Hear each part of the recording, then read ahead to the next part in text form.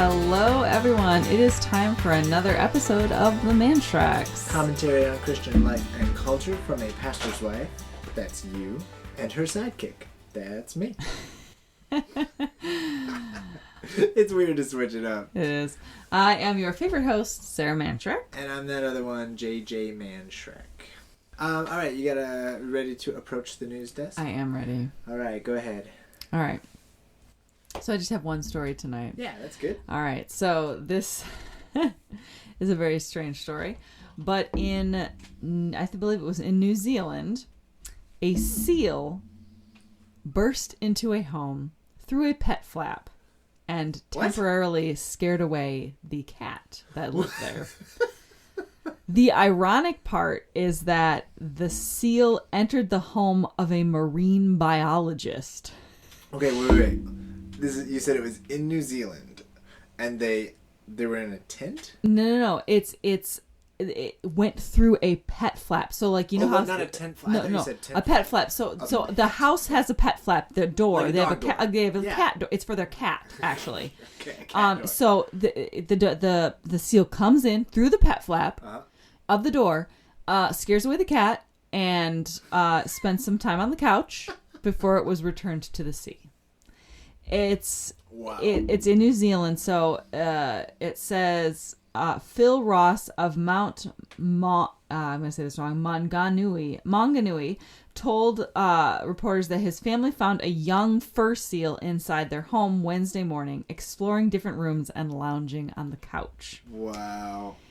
He said the man said coincidentally he is a marine biologist but was not home when the seal was discovered. What? His wife had left to go to the gym and came back home and found the surprise visitor when she came back. The wife found the seal. Now we're talking seals. In my head initially I was thinking like walruses, like the it's seals are like the little things, right?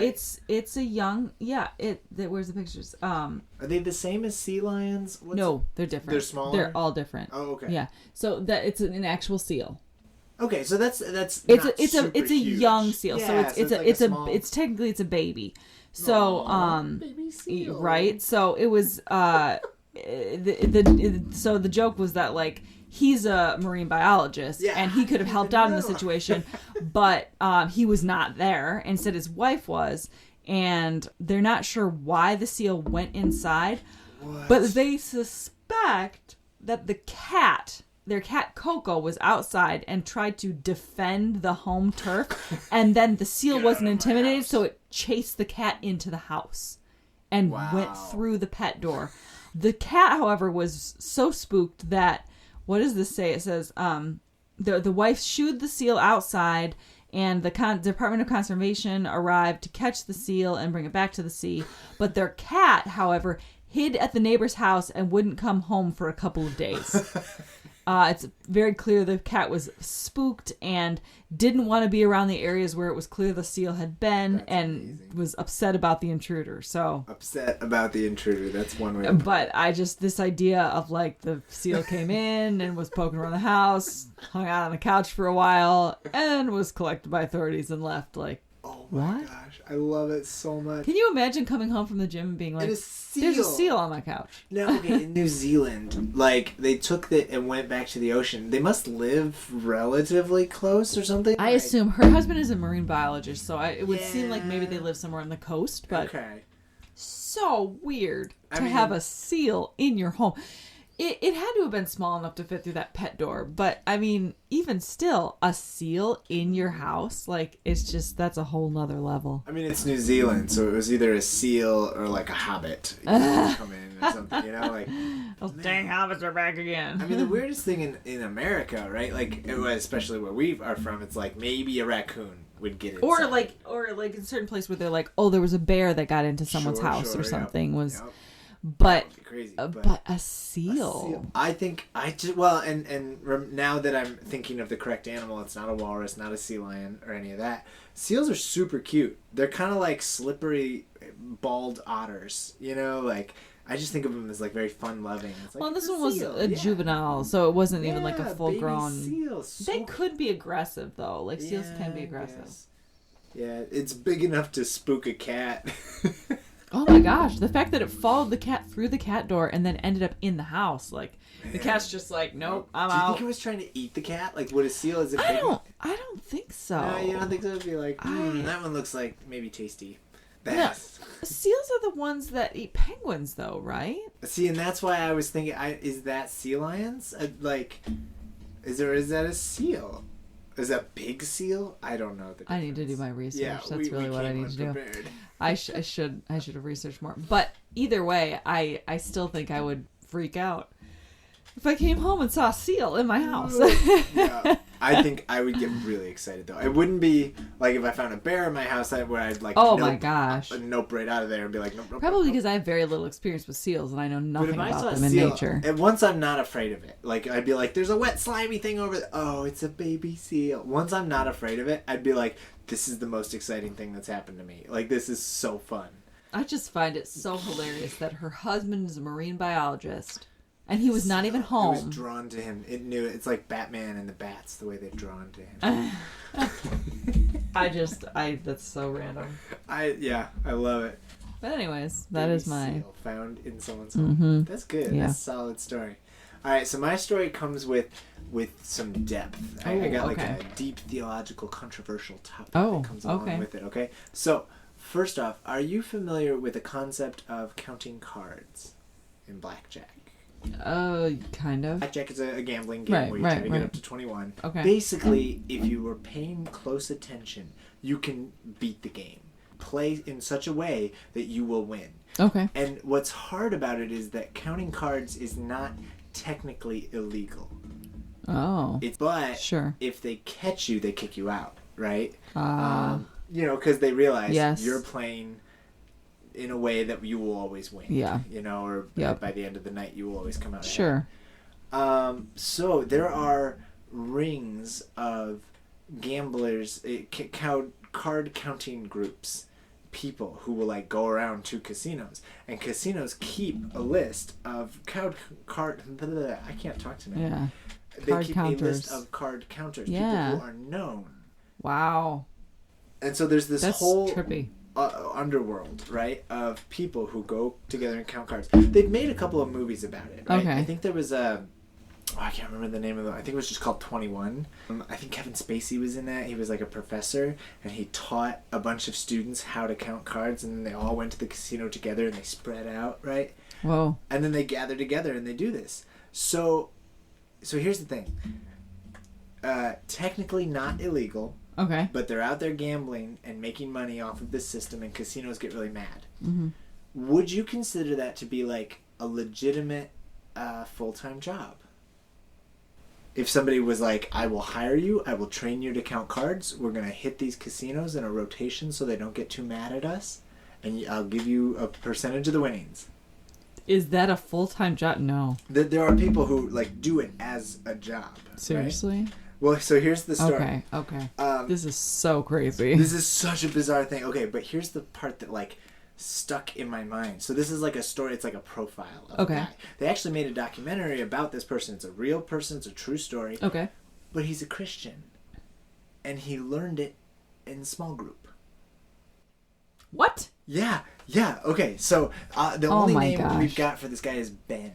Right? But his career in card counting began in a church lobby. A casual conversation led to a meeting, which led to joining a team of card counting parishioners. They're like a group, and they all go to the same church. And they counting parishioners? This is just okay, I'm listening. So they beat casinos at the game of blackjack from coast to coast for 7 years. Banked by investors for $1 million. What? Casinos would eventually label this one guy, the one they made the profile about, he is the most notorious card counter in America. This is 2004. He was a copy editor. He had a wife and 2 children and went to church every Sunday. He lost his job. Just listen to this setup, though. This is crazy. Okay, so he He got fired, and then he started the job hunt, and now he happened to be reading a book called Bringing Down the House, which is the story of a team of MIT students who bested casinos using card counting strategies, which I think is what they made that one movie off of. Okay. This is like a real thing that's out there. They've done a couple of movies and stuff, Whoa. and in the movies they like get in wrong with the wrong crowd, of course, and they, of course. action scenes Dramatic and everything. But the reality is the game is beatable. And doing so is completely legal. Players gain an advantage by using simple math. Okay. So he didn't tell anyone he was looking into it, which is well enough. So he got into this, and he went off to the casino. He taught himself how to do it. He went off to the casino, happened to win a little bit of money, and took a crisp new $100 bill to church to pay off a debt to a friend. He owed his buddy some money, and paid him at church. He said, "Here's $100." And he did a little bragging about how he won. So he was waiting for the guy's jaw to drop. Like, I did it. I figured out how to count cards. I went to the casino. Here's money. I'm paying you back. And his friend wasn't impressed. He said, "Oh, so you know Ben." And he said, "What?" This church already had a card counter, and he was in his friend's Bible study group. "Oh, yeah. He's done well for himself. He's buying a house." This is so bizarre. This is so crazy. What church are you going to? And why are we not doing this in our small group? What? Our small group studies the Bible. I mean, man, what were we thinking? And so, you know, oh my gosh, this is so weird. So there was so much stress. They were really down and out financially to get into this. If you play right and you put in the time, winning is a statistical given. This is so weird. You are fully funded by investors. They had like friends and family who were like, "Yeah, here's money." So basically they would give him tens of thousands of dollars. "Here you go to work." And he would go to the office, which was taking a 3-day trip to a bunch of casinos, and he would come back with a whole lot more than the $10,000 he went. That is so crazy. Also, so risky. That is bizarre. There's no limit to the number of hours he could play. The office was always open because casinos never close. If the cable bill was due, he could tuck the family into bed and go pay it the same night, fly off to the casino destination for a weekend, and return home to be a stay-at-home dad for his kids so his wife could do her 9-to-5 job. But, hey kid, what does your dad do? Oh, he's a professional gambler. My uncle just gave him $20,000 and he went to the casino and... Oh, that's so weird. It's just crazy. I think it's so interesting. So here we go. We talked through any moral scruples that came up. Some of us were more uncomfortable than others about having to be in casinos, where the air was always permeated with glitz, greed, smoke, and all manner of vice. As a part of our faith tradition, how we were serving, quote-unquote, the least of these that Jesus spoke about by beating casinos, that remained an open question. I'm still processing what I'm thinking here, but it's very clear, like, you've overstepped many, what you might be somehow considering a moral gray area. It's pretty black and white to me, but I'm a little confused why you're justifying this as a legitimate job and why you have no problem. Yeah, yep. It's just great. And he describes this life where he would go off to the casino for a couple of days and then come home. And it's like coming home from a business trip. And then, tuck in the kids or wake them up from school or so they can get ready for school. And maybe that's because in my experience, I have seen problems with gambling in my personal family. There have been, difficulties with gambling addiction, and it has been a huge problem. Yeah. So that doesn't sit well with me. Yeah.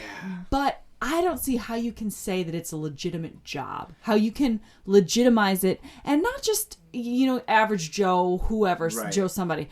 A Christian at a church who can go that next step and be like, no, I believe this is my job and this is what I'm called to do. And this is how I'm serving the least of these. And it's like, there's a lot of dishonesty there. I don't think that this just doesn't sit well with me. The way he squares it in this article, and I'll share this article in on the social media and everything, but the way he squared it was, there really isn't a way that he can take this job and say, this was my calling, this is the way God has gifted me to give back to the world.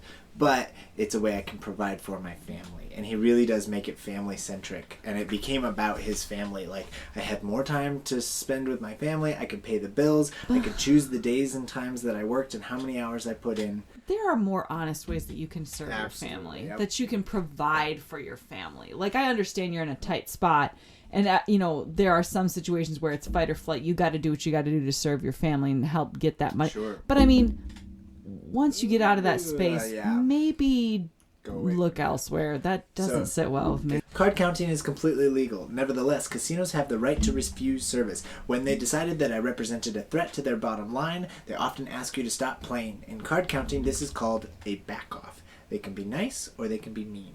Casinos also share information to one another on a national database. Flyering...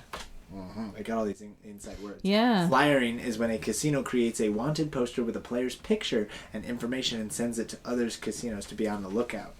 So at Caesar's Palace one night, he saw his face on a piece of paper coming out of the fax machine. The practice of disguising himself began after that. If you have to disguise yourself, and this is a situation, it's not illegal, but it's not okay that you're doing this. Maybe you should second guess what you're doing. So what's really crazy is that so he was in a Vegas casino one day. Here's the story. I'll just read it. When I heard my name being yelled across the casino, he introduced himself as the head of surveillance, not for the one casino, but for the whole chain. No need to introduce yourself, of course, he said. I've known about you for a while. He could name every session he had ever played at his casinos. He spoke with a twinkle in his eyes. He wasn't shaking me down. He wasn't sizing me up. He wanted to live vicariously through the stories of a working card counter. He even offered me tips for how to duck security at his casinos. And so that guy said, that was the guy who called him. There's this premier tracking and investigative force. It's called the Griffin Agency, but bestowed upon him a title, the most notorious card counter in all of America. The most notorious. I feel like if you have a job where notorious goes in the title, seriously, I mean, other than Notorious B.I.G., like, you just know, like, what you're doing. Just, I don't know. And the part that gets me though is that it's legal. If it's illegal, that's an easy call. Christians are not going to live that way. But it's not illegal. I don't know about that. It's just, it does make you feel kind of. Feeling kind of gross. Yeah, yep.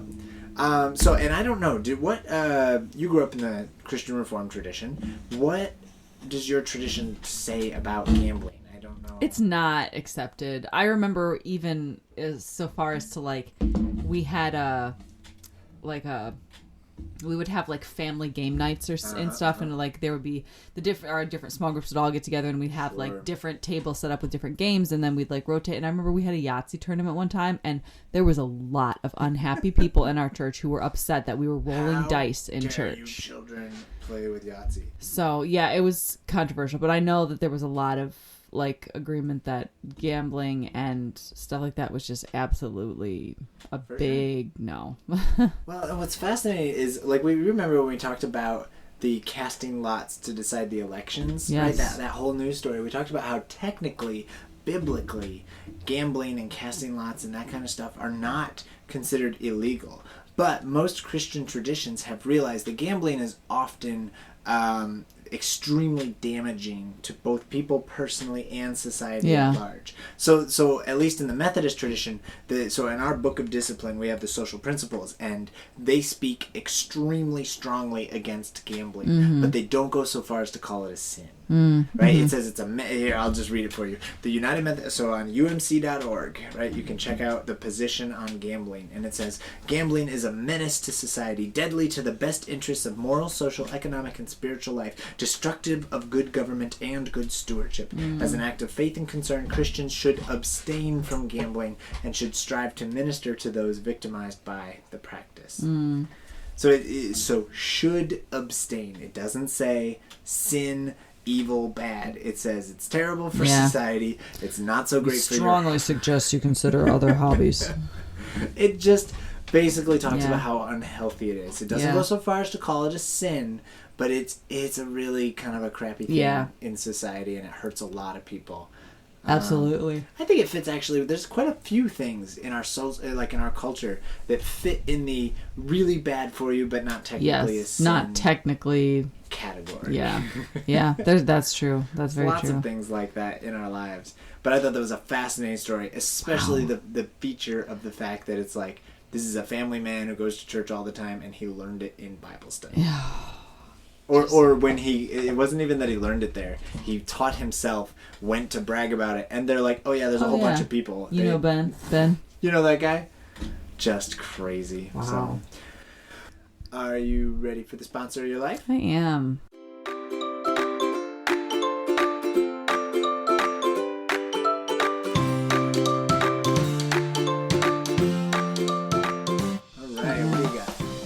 So sponsor of my life this week is something that I've had to use entirely too much in the past couple of days, because both animals and pets or animals and kids. I guess the kids are kind of like animals sometimes. Animals and pets. Children are pets. The kids are animals.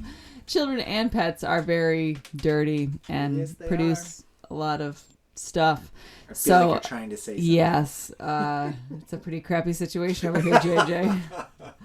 It's bitty stinky, but I will have to say that the sponsor of my life this week is my little green machine carpet cleaner that I've purchased. I was like, is that the brand? It's a Bissell. It's that Bissell. The portable one. And if anyone is looking for a small portable handheld device, like it's not super light, but it's portable. And it is very effective. It's has worked very well to clean several rooms lately. Oh my gosh, there was so much poop this week. We had the 2-year-old and the dog and the gross. But it's not so bad if you have that carpet cleaner. It's true. It has helped a lot. So yeah, the Bissell little green machine. Sponsor your life. Yeah. Gross. In a gross way, but super handy. So. All right, I'll talk about something happier. Oh, good. Sponsor of my life is the Imagine Theaters. For the first time in probably years. I haven't been since 2019. Yeah, you and I went out and saw a movie like grown-ups. It was crazy. We had a babysitter. We left baby behind. Who cried the whole time. Yes, he did. He did not like being left behind. But we went out to the movies, and we hadn't been in a really long time, and it was pretty cool. It was fun, and I just, it's been a long time since I've been in a movie theater, especially with you, and you didn't fall asleep. I know that's even more surprising than the fact that we haven't been to the movies in 3 years, is that I didn't fall asleep during it. No, because you're pretty notorious about that. I had popcorn. That's really all I can say. There you go. It kept you up. That's a good sponsor. All right, so the Imagine Theater Network, that's the one near us over at Birch Run, and it was wonderful, comfy seats, reclining, good concessions, all that stuff. Although we got large drinks, which was so dumb. You can't make it through a movie without having to pee, and it's the worst because you like. Although I do have to give another shout out. I appreciate that movie theaters with their newfangled. I just turned 90. I just turned 90 this week. The updated drink dispensers that are digital, and I really, really, really appreciate that they offer sparkling water as an option for someone who doesn't drink soda. I love sparkling water on occasion, and I just really appreciated that I was able to get some, sparkling water as an option at the theater. So that was nice. It's good stuff, yeah. So the Imagine Theaters and our carpet cleaner. And our carpet cleaner. These are the real important things when you're a parent of 4 children. You know what, though? It is. It's sponsoring our life, and our carpets are not disgusting because of it. So it has made my life better and easier. So. It has. It truly has. All right. Well, I'm very excited to introduce a brand new game. I was thinking that this week we would do the 5-second summary game. I wanted to go back to that game. That was fun. On Saturday, we were sitting around on my day off, and we were just messing around, really. We were just having fun, and we came up with a brand new game. It's called My Off-Brand Childhood. Kind of playing on the Midwest moment. A common thread in the Midwest moments is the fact that in Michigan and in many places, it's a cultural value to obtain things at a cheaper price, right? You get something on sale, it's way better. We do not pay full price for stuff. And one of the methods of not paying full price is to get the off-brand version of stuff. So growing up, you don't get Honey Nut Cheerios, you get Honey Nut Toasted O's, right? Hey, don't knock Aldi. Their prices are great. It's fabulous. It's the only way I can go you grocery don't get shopping. Lucky Charms, you get Marshmallow Matey, right? Like, that's the good one. Magic Stars, JJ. They're called Magic Stars. I saw one. I was looking up some of the ones from childhood, and I was like, I can't even remember. I can't believe they got away with this one. It's not Rice Krispies. It's Crispy Rice. Crispy Rice, yeah. We used to get that. How is that not copyright infringement, right? Because they just switched the words. Didn't have Snap, Crackle, and Pop. So It's true. Crispy. They had like 3 other little elf boys or whatever they are. They're not elves. What are they? Just little cartoon dudes. They're just cartoon characters.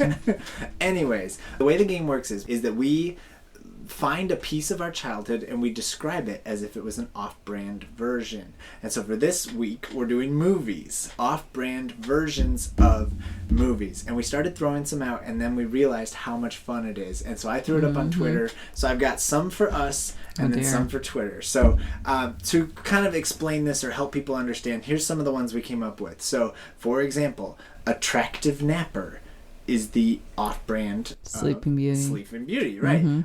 Small Fish Person is the movie, the off-brand movie of The Little Mermaid. Fighting Child is the off-brand of Karate Kid. Karate. Yeah. Big Knife in a Rock is Sword in the Stone. Sword in the Stone. There you go. All right, so you're catching it. Let's see, what else did we do? A Tale of Playthings. Toy Story. There you go. Toy Story, off-brand. And then this one's a little tricky. The off-brand movie Cold. Frozen. There you go. Yep. Off-brand movie. I thought this one was so funny. Snarly. Tangled. That's right. Disney classic. Snarly. Liam liked that one a lot. This one came from Twitter, and we puzzled over this for a while. The off-brand movie is called Mandibles. Jaws. That's good. All right. So to prepare ourselves for this game, we've each written a few of these, and I'm really excited. Some of these are from... I wrote some, you wrote some, but also I threw it out to Twitter, and so my Twitter friends have helped me as well. Okay. All right. You ready? Uh-huh. All right, go ahead. All right. Every canine ascends to paradise. Every canine ascends to paradise. That is all dogs go to heaven. That's It is. off-brand. That's the Crispy Rice version of off. All right. Time-traveling robot assassin. Terminator. The off-brand version of the... I like that a lot. All right. I actually have... Well, no, you go, and then I have 2. The Deliverers. The Deliverers? The Deliverers. I have no idea. The Deliverers? Like Postman? Mm-mm. Mail? Mm-mm. Deliverers. Oh, like Saviors. Yes. Is Saviors a movie? No. No. This is an animated Disney movie. Rescuers. The Rescuers. Like Rescuers Down Under. Yeah. Yes. Oh, the Deliver. I made that way harder. You really did. All right, this is my favorite one, and this one comes from Twitter. Returning to When You'll Be Older. Returning to When You'll Be Older. Returning to When You'll Be Older is the off-brand version of the movie. Back to the Future. Back to the Future. Isn't that good? Returning to When You'll Be Older. Oh, that's so clever. I like that a lot. All right, so then here's another one. Okay. Related. Return to Now Again. Back to the Future Part 2. Back to the Future 2. Return to Now Again is the off-brand version. I like that. I like that a lot. Oh, that's funny. Starring Matthew Fox. not Michael Fox. Oh, man. All right, you got another one? I do. It's not as good. The Charmer and the Varmint. The Charmer and the Varmint. The Prince and the Pauper? No. Charmer and the Varmint. Like rodent? Mouse? No. Charmer? Yeah, it was a bit of a stretch. Charmer and the Varmint. It doesn't make you think of female character, which is in fact... Oh. It's not. No, I have no idea. The Charmer and the Varmint. The Varmint is what I'm hung up on. Is it an animal? Like a creature? Yeah, creature would be another good synonym for this. Unwanted creature. like a goblin. Not a goblin. Charmer and the Varmint. It's not like Prince. Charmer. He was a prince. Like Princess Frog? No. No? He was a prince before Enchantress cast a spell. Oh, Beauty and the Beast! Oh, of course. Charmer and the Varmint. Beauty and the... I see. Charmer is beauty. Yes. I got you. Varmint, for some reason, I think of something small when I think varmint. That's true. Like vermin. Yeah. I like that. I like that. Charmer and the Varmint. Beauty and the Beast. All right, this one's kind of easy. This is another one comes from Twitter. Rescuing Army Man. Saving Private Ryan. Yep. That's good. I like that. The off-brand version of Saving Private Ryan. Rescuing Army Man. Is it weird that all I can see are those green army men from Toy Story? You're like, Manta, Andy's home. Rescuing Army Man. Tom Hanks starring in... It's true, he is. Tom Hanks. He's in Toy Story He's 2. In Toy Story. And Saving Private Ryan. That man does everything. Oh, it really is. Yeah, that's true. He does. All right, do you have any more? I do. I have another one. All right. The Pot Noir. The Pot Noir. Is noir supposed to be black? And so the Black Cauldron? Yo, yes. You got that one really fast. Good job. I honestly... It sounds like a fancy film. The Pot Noir. It's like a snooty... It's like a snooty painting or something. Of a joint. I wasn't going to go there. But you did. So... Pot Noir. Excuse me. Actually, I don't think I want. I don't want to know. It was a bad idea now. All right, I got one. Okay. Security Force for the Cosmos. Space Force? Nope. Oh, that fits. That's a TV show. Security Force for the Cosmos. We just watched this movie. Star Wars? Nope. No. Security Force? Mm-hmm. For the Cosmos. It's another word for... Space? Yeah, another word for that. Universe? Another word. Galaxy? Security Force for the Cosmos. Why am I having such a hard time? You are. You're just right there on your tongue. I can see it coming out of your mouth, and it's not. Galaxy. Security Force. Galaxy? What do security forces do? Protect? Another word for protect. Save? And another word for... Yeah, save of the galaxy. What movies have we watched recently? I can't tell you. Galaxy. I know you can get this. Save of the galaxy. Security Force of the Cosmos. Save of the galaxy. Somebody listening right now is just yelling at me. Why are you so stupid? It's so tricky if you don't know it though. Galaxy.